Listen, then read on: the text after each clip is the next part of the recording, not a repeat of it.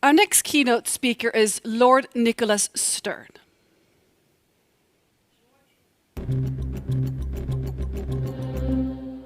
This is Lord Stern, one of the world's foremost experts on climate change economics, finance and policies. He's chair of the Grantham Research Institute on Climate Change and the Environment at the London School of Economics and Political Science, which he joined after a period as head of the Government Economic Service and second permanent secretary at Her Majesty's Treasury, during which he led the 2006 publication of the Stern Review, The Economics of Climate Change. Lord Stern was previously Chief Economist and Senior Vice President of the World Bank and Chief Economist of the European Bank for Reconstruction and Development. He's a past President of the British Academy, the Royal Economic Society and the European Economic Association. He sits on the crossbenches in the UK House of Lords.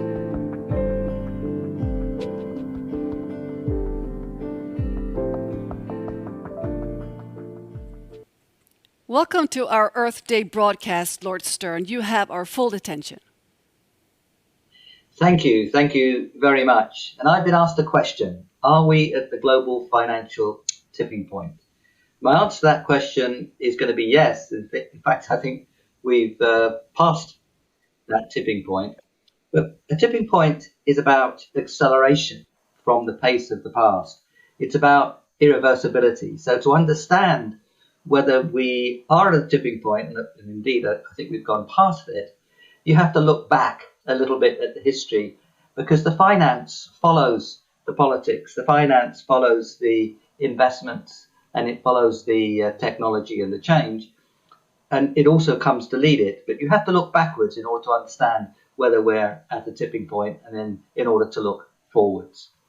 So if we look at the history of all this, I think in the modern times, you have to start with the IPCC in 1988 and the UNFCCC, United Nations Framework Convention on Climate Change in 1992. And I think it's fair to say that progress was pretty slow for quite a long time.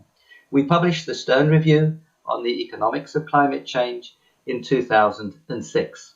It had some impact, but still, movement was fairly slow. So I think we should probably date acceleration, because this is about acceleration, to around 2015. And that was the year of the Paris Climate Agreement, COP21. It was the year of the United Nations, the Sustainable Development Goals in September of 2015, when the big majority, 190 some countries, declared for the Sustainable Development Goals. That was a turning point in the global agenda. I think since we're talking finance here particularly, we should also mark that year, Mark Carney's speech of 2015, when he drew attention to the relationship between climate change and potential financial instability, including physical risk, the transition risk as relative prices of fossil fuel activities dropped and other activities rose, that financial instability, and of course the possibility, which has turned out to be becoming a reality, around litigation. And in the same year, the Task Force on Climate-Related Financial Disclosure was launched, and that reported in 2017. So the beginnings of the acceleration in 2015. But it had a real pickup in 2018, and that was the crucial IPCC report on 1.5 degrees, which demonstrated not only that 1.5 was much safer than 2 degrees, and that 2 degrees wasn't that safe, indeed it was dangerous, but at the same time underlined the importance of net zero. And that was a fundamental change in 2018. Net zero is necessary. It's basic physics that if you want to stabilize temperatures, you've got to stabilize concentrations, and that means net zero on the flows. And the earlier you go to net zero, the lower the temperature at which you stabilize. And for 1.5 degrees, we need to stabilize the CO2 around 2050.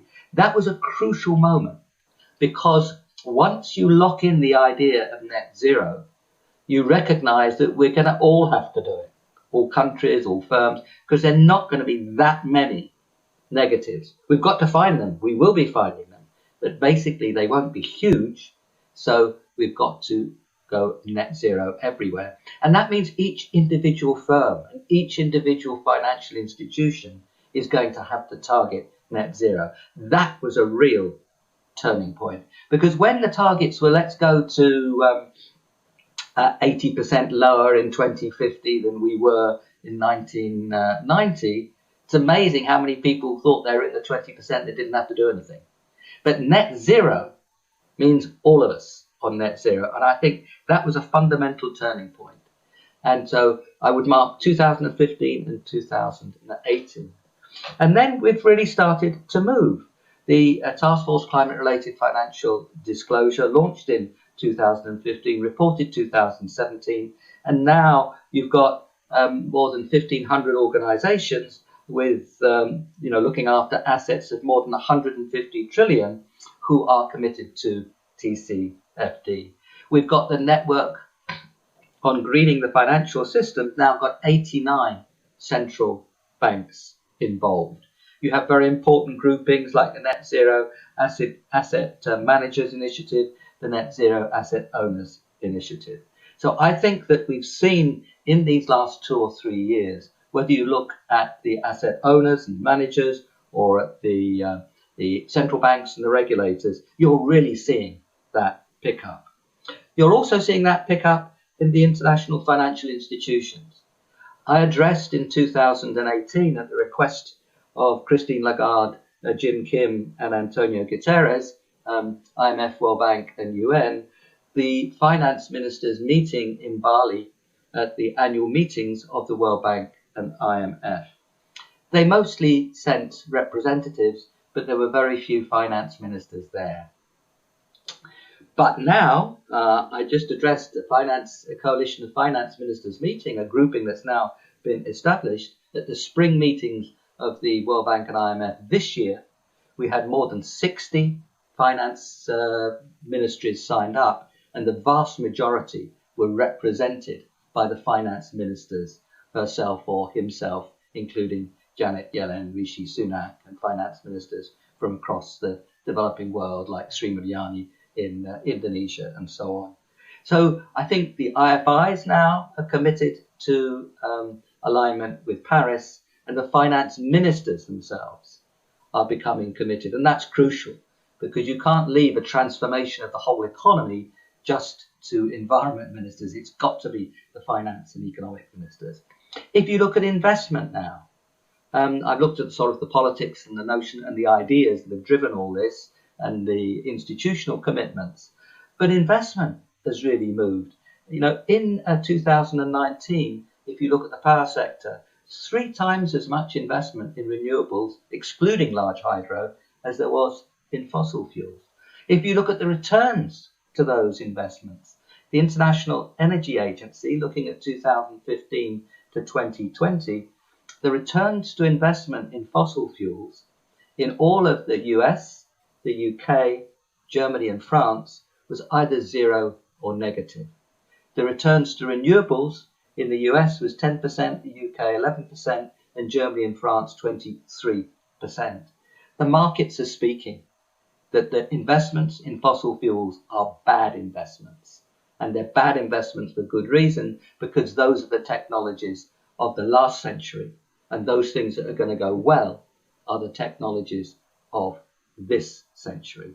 BlackRock and Larry Fink's famous statement at the World Economic Forum of January 2020, he pointed out and emphasized very strongly that sustainability, environment-focused investments have outperformed the stock market as a whole, let alone fossil fuels, for the last decade.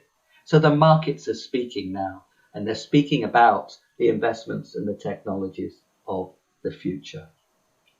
We're recognizing, and I've been working with colleagues on the New Climate Economy, the Global Commission on Economy and Climate, for 7 or 8 years now, emphasizing that this is the growth story of the 21st century. The drive to net zero is the growth story of the 21st century in terms of raising living standards across the board, material living standards, but also, and importantly, cities where we can move and breathe and be productive, ecosystems which are robust and fruitful. This is the story of how to raise living standards at the same time as driving to net zero and giving our children and grandchildren a chance.